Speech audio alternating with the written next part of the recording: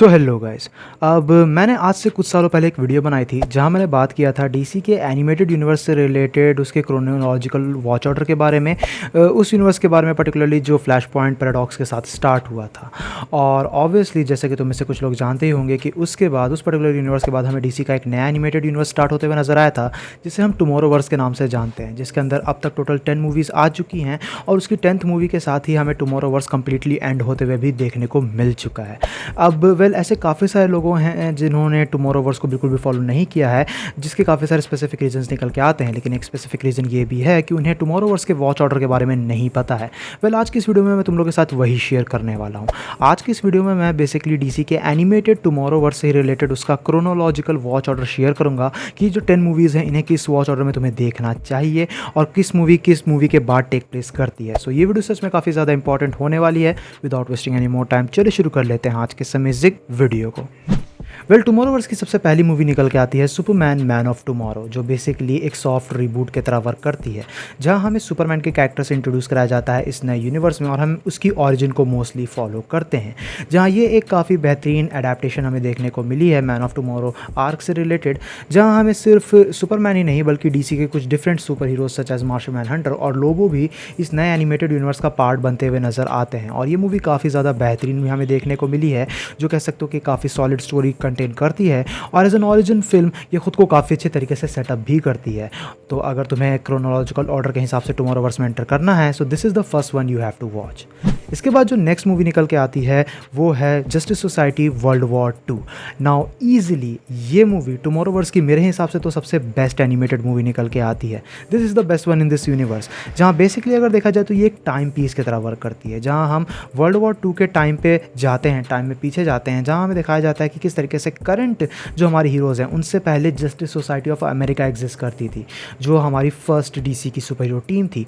And ये movie सच में बहुत ही ज़्यादा शानदार तरीके से वर्क करती है। यहाँ हमें वंडर वुमन के कैरेक्टर से इंट्रोड्यूस कराया जाता है, काफ़ी सारे ओल्ड और ओरिजिनल कह सकते हो कि क्लासिक गोल्डन एज हीरोज़ के साथ इंट्रोड्यूस कराया जाता है और वो किस तरीके से ऑपरेट करते हैं, जिसके साथ साथ जैसा कि मैंने कहा कि ये एक टाइम पीस है, तो इसके बाद ये मूवी पास्ट से लेके प्रेजेंट तक का पूरा एक बेहतरीन सिनेरियो क्रिएट करते हुए नजर आती है, जिसके साथ रिलेटेड हमें टाइम ट्रैवल वगैरह भी देखने को मिलता है। So definitely Superman man of tomorrow के बाद जो नेक्स्ट मूवी तुम्हें देखनी है वॉच ऑर्डर के हिसाब से वो निकल के आती है Justice Society World War 2। Then next movie है टुमारोवर्स की Batman the Long Halloween part 1। अब जहाँ जो प्रीवियस मूवी थी उसे मैं कंसिडर करूँगा कि वो टुमारोवर्स की बेस्ट एनिमेटेड मूवी है, तो Batman the Long Halloween part 1 specifically मेरी मोस्ट फेवरेट निकल के आती है इस एनिमेटेड यूनिवर्स के अंदर, जहाँ ऑब्वियसली हम बैटमैन के कैरेक्टर के साथ इंट्रोड्यूस किए जाते हैं और हमें देखने को मिलता है कि ये बैटमैन थोड़ा सा एक्सपीरियंस्ड है। ये कह सकते हो कि नया तो है ही, बट फिर भी इसे कुछ टाइम हो चुका है गॉथम में ऑपरेट करते हुए और वो काफ़ी सारे ऑलरेडी अपने विलन से फेमिलियर है। लेकिन ये जो मूवी है ये बेसिकली लॉन्ग हैलोवीन कॉमिक को फॉलो करती है और ये उसकी एक काफ़ी ज़बरदस्त अडैप्टेशन हमें देखने को मिली है, जहाँ बेसिकली एक स्लो बर्न निकल के आता है अपने मिस्ट्री और अपने डिटेक्टिव के एस्पेक्ट पे ये बहुत ही अच्छे तरीके से खड़ा उतरता है। और उस मामले में अगर देखा जाए तो द लॉन्ग हैलोवीन एक क्लिफ हैंगर के साथ हमें एंड होते हुए नजर आता है, जो इसे बहुत ही बेहतरीन तरीके से इसके सेकंड पार्ट के लिए सेटअप कर देता है, जहाँ इसी को लेकर इसका नेक्स्ट पार्ट निकल के आता है Batman the Long Halloween part 2, जो चौथी मूवी है टुमारोवर्स के अंदर। अब अगर देखा जाए तो ये बेसिकली लॉन्ग हैलोवीन की बाकी बची स्टोरीज को कह सकते हो कि कंटिन्यू करती है एक बिग क्लिफ हैंगर के बाद से। अब कॉमिक्स के कंपैरिजन में द लॉन्ग हैलोवीन का पार्ट 2 जो है वो हमें एक डिफरेंट रूट पे जाते हुए देखने को मिलता है, जिसकी वजह से कह सकते हो कि तुम्हें एक डिफरेंट सिनेरियो देखने को मिलेगा, एक डिफरेंट ओवरऑल कंक्लूजन देखने को मिलेगा स्टोरी से रिलेटेड, बट फिर भी ये एक काफ़ी बेहतरीन कंटिन्यूशन की तरह वर्क करता है to the previous part. Now इसके बाद जो नेक्स्ट मूवी है टुमारोवर्स की वो है Green Lantern Beware My power.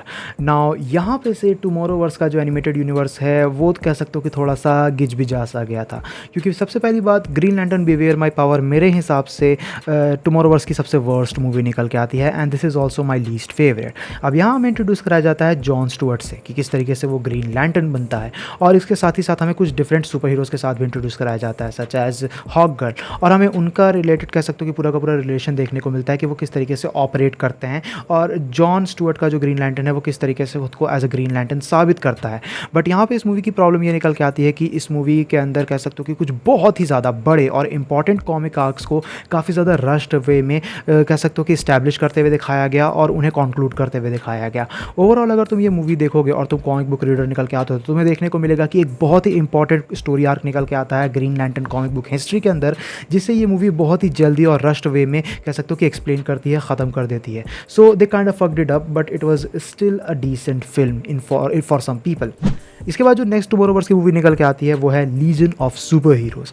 अब लीजन ऑफ सुपर हीरोज़ हमें एक सिंपल बट इंटरटेनिंग एंट्री देखने को मिला है टुमारोवर्स के एनिमेटेड यूनिवर्स में, जहां हमें इंट्रोड्यूस कराया जाता है सुपर गर्ल की कैरेक्टर के साथ। हमें देखने को मिलता है कि उसकी जो कैरेक्टर है वो जो ये नए हीरोज़ हैं यहाँ उनके साथ किस तरीके से काफ़ी ज़्यादा अनफिटिंग इंडिविजुअल की तरह वर्क करती है, और इसी वजह से सुपरमैन उसे बेसिकली 31st सेंचुरी में भेजता है, फ्यूचर में भेजता है in the new world of heroes, जहाँ वो बेसिकली आगे चल के लेटर पार्ट बनती है लीजन ऑफ सुपर हीरोज़ का, जो एक बहुत ही इंपॉर्टेंट टीम निकल के आती है कॉमिक बुक हिस्ट्री की। बट सैडली ये movie Legion of Super Heroes के नाम होने के बावजूद भी उन पे ज़्यादा फोकस नहीं करती है। ये मूवी का पूरा फोकस सुपर गर्ल और क्वेल डॉग्स के कैरेक्टर्स के ऊपर रहता है और उन्हीं के अराउंड हमें कह सकते हो कि एक सिंपल बट बेहतरीन स्टोरी क्रिएट होते हुए नजर आती है। And in my opinion this was a pretty good movie.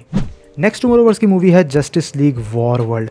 Now काफ़ी सारे लोगों के हिसाब से Justice League War World Tomorrowverse की सबसे वीकेस्ट एंट्री निकल के आती है। अब अगर देखा जाए तो उसके काफ़ी सारे रीज़न है। First of all justice League War world को लेके बहुत ही ज़्यादा हाइप क्रिएट हुई थी, बिकॉज ये पहली जस्टिस लीग मूवी होने वाली थी टुमारोवर्स की, तो एक्सपेक्टेशंस लोगों की ज़्यादा थी। बट सैडली ये एक जस्टिस लीग मूवी कम और एक ट्रिनिटी मूवी ज़्यादा बनते हुए हमें नजर आई, क्योंकि यहाँ पे बैटमैन, सुपरमैन और वंडर वुमन के कैरेक्टर्स के ऊपर फोकस किया जाता है और उनसे रिलेटेड उनका टीम वर्क और उनकी फ्रेंडशिप दिखाई जाती है।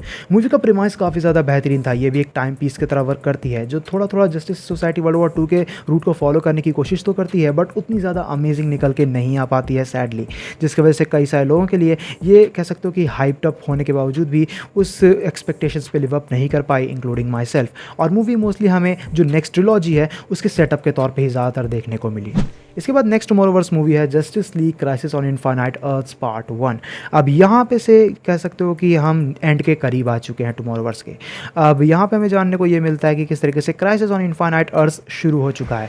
एंड टू बी ऑनेस्ट जो ये फर्स्ट पार्ट था वो मेरे ख्याल से बहुत ही ज़्यादा इनक्रेडिबल था। हमें बहुत ही बेहतरीन किस्म का प्रीमाइस देखने को मिलता है, चीज़ों को बहुत ही अच्छे तरीके से सेटअप किया जाता है और ये स्टोरी को स्लोली प्रोग्रेस भी कराता है। और इस मूवी के अंदर हमें बैरी एलन का कैरेक्टर MVP देखने को मिलता है एंड काफ़ी सारे बेहतरीन कैमियोज भी हमें देखने को मिलते हैं, जिसकी वजह से क्राइसिस ऑन इनफाइनाइट अर्थ्स का पार्ट 1 जो है एक बहुत ही ज़्यादा शानदार मूवी की तरह सेटअप होते हुए नजर आया। बट सैडली वो चीज़ आगे की मूवीज़ में कंटिन्यू नहीं हो पाई, जहां अगला पार्ट है Crisis on Infinite Earths part 2।